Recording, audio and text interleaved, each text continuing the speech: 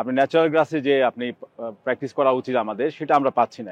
হামজা আপনি দেখতে পাচ্ছেন যে হামজা মিশে গেছে টিমের সাথে। সো ও জানে যে ওর নিজস্ব একটা দায়িত্ববোধ রয়ে গেছে দেশের জন্য এবং দলের জন্য এবং টিমমেটদের সাথে তার এবং কোচিং স্টাফের সাথে ডে ওয়ান থেকে সে উজ্জীবিত এবং সে নিজ থেকে সবাইকে ইন্সপায়ার করছে। আপনারা জানেন অ্যাস্ট্রোগ্রাফে এই সমস্যাগুলো থাকে, ইঞ্জুরির সমস্যা থাকে এবং মাসল ক্র্যাম করার সময় মানে ইঞ্জুরির ব্যাপারগুলো থাকে। বাট আমরা অ্যাকচুয়ালি টোটাল টিম কিন্তু আমরা আগের থেকেই টিমকে বলে আসছি যে এই সমস্যাগুলো হতে পারে। সো আমাদেরকে এই অবস্থাগুলো অ্যাডাপ্ট করতে হচ্ছে এবং প্লেয়াররা সবাই মেন্টালি রেডি যে আমাদেরকে এই অবস্থাগুলোতে পড়তে হতে পারে।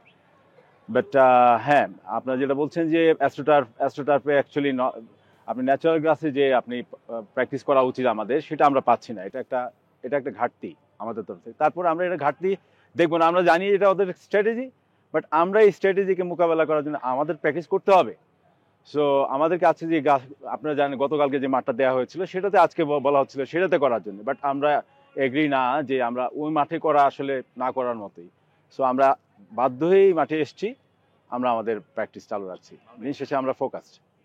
না সেটাই আমরা ডে ওয়ান থেকে বলে আসছি যে আমাদেরকে ইন্ডিয়াতে এই সমস্যাগুলোতে পড়তে হতে পারে। সো আমরা প্লেয়ারদেরকে কিন্তু আগের থেকেই রেডি রাখছি যে আমাদেরকে যে কোনো অবস্থায় প্রতিকূল অবস্থার জন্য রেডি থাকতে হবে।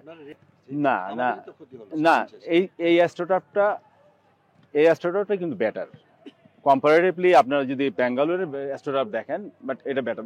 বাট আমরা অ্যাকচুয়ালি চাচ্ছি না যে এই অ্যাস্ট্রোটার্ফে ট্রেনিং করতে, আমরা চাচ্ছিলাম যে ন্যাচারাল গ্রাসেই করি। বাট তাদের সীমাবদ্ধতা বা তারা দেয়নি, এটা তাদের ব্যাপার।